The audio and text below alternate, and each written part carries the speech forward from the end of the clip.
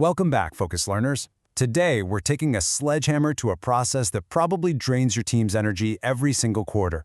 Yep, we're talking about OKRs. Listen, if you've been relying on the dreaded static spreadsheet of doom to track your team's goals, you are missing out on a massive opportunity. Today's explainer is all about moving beyond manual, painful tracking to build a dynamic, outcome-driven, and fully automated OKR system. Let's be honest for a second. For so many product and engineering teams, OKRs just feel like a chore, don't they? They're this quarterly administrative burden, a miserable ritual of logging into a massive shared document, updating a few cells, and then completely ignoring the whole shebang until the next cycle.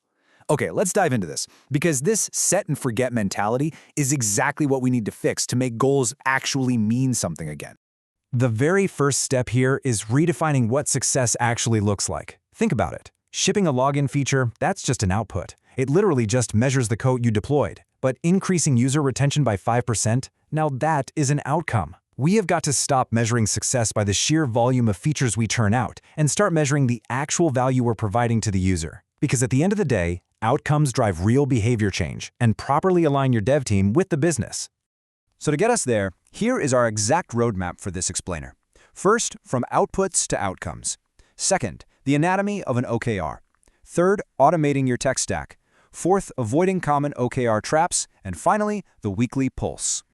All right, Section 1, from outputs to outcomes. This is the very first mindset shift required to make your goals drive real business impact. If you're still kind of on the fence about whether this shift really matters, check this out. 74% of high-performing product teams prioritize outcomes over outputs. And this brilliantly illustrates that the vast majority of elite product teams have already made this crucial pivot toward business growth. They know that just checking a box to say a feature launch means absolutely nothing if it didn't actually move the needle for the business. Moving right along to Section 2, Anatomy of an OKR. Before we try to automate anything, let's define the rules of engagement and what actually makes a well-structured OKR. Simplicity is absolutely your best friend here. Expert practitioners, folks like John Doerr and Christina Woodkey, they swear by the rule of 3. It's super simple. You should have a maximum of 3 objectives at any given time, each supported by a maximum of 3 key results. Why? Well, because anything more leads to strategic dilution. If you have 10 objectives, you don't actually have any priorities. Limiting your focus forces tough decisions and keeps the team laser-focused.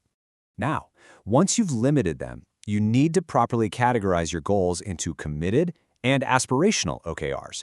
Committed OKRs are the bedrock. They're essential for the business to keep running, so you're aiming for a 100% success rate there. Aspirational OKRs, on the other hand, are designed to really stretch your team's capacity. Hitting 70% here is actually a massive win. Pointing this out and properly labeling them frees your team to take calculated, rocket ship risks without that paralyzing fear of failing on core, stability-driven tasks. Which brings us to the climax of our explainer, Section 3, Automating Your Tech Stack. Let's solve that dreaded reporting lag by replacing manual updates with real-time tracking. This right here is your architectural blueprint. It shows exactly how to connect development trackers, product analytics, and business CRMs into one central dashboard.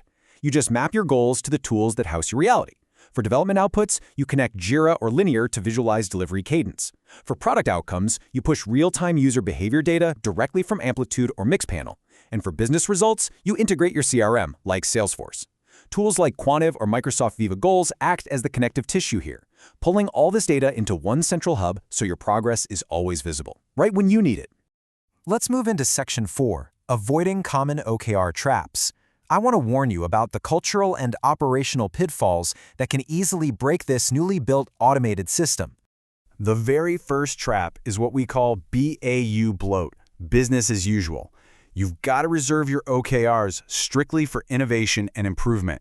Operational requirements, routine bug fixes, server maintenance, those have absolutely no place in your OKRs. If you clutter your goals with everyday maintenance tasks, you completely lose your focus on strategic growth. It's just that simple. And here is a massive pitfall, tying your OKRs directly to compensation. The Silicon Valley Product Group warns strongly against this. When you tie bonuses to specific OKR numbers, you incentivize sandbagging. Basically, employees will naturally negotiate lower, easier goals just to guarantee their payout, rather than setting those ambitious targets that actually push the company forward. You absolutely must decouple OKR attainment from compensation to preserve genuine ambition on your team. The final trap to avoid is dictating goals strictly from the top down. OKRs fail when they are purely mandated by executives. Research shows that negotiated OKRs, where 60% of the inputs actually come from the bottom up, from the people doing the work, result in significantly higher team engagement. When your team helps set the goals, they actually buy into achieving them. It's all about empowerment over dictation. Finally, Section 5, the weekly pulse. This is the maintenance loop that keeps this continuous discovery process alive without it feeling like a chore.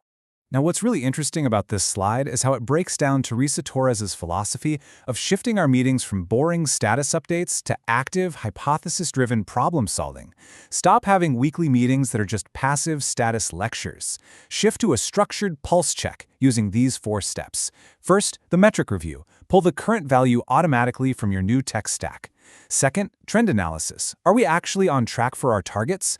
Third, the why factor. If a metric isn't moving, what hypothesis can we test this week to change the trajectory? And fourth, identify any resource blockers.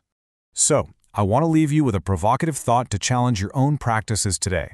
Are you actually managing your OKRs, or are you just auditing them in a vacuum? Seriously, if you aren't reviewing real-time data on a weekly basis, you're simply doing a post-mortem audit when it's already way too late to change the outcome. It's time to smash the manual spreadsheet grind. Connect your analytics, build that data-driven feedback loop today, and start actually shipping real outcomes. Thanks for joining this explainer, and we will see you next time.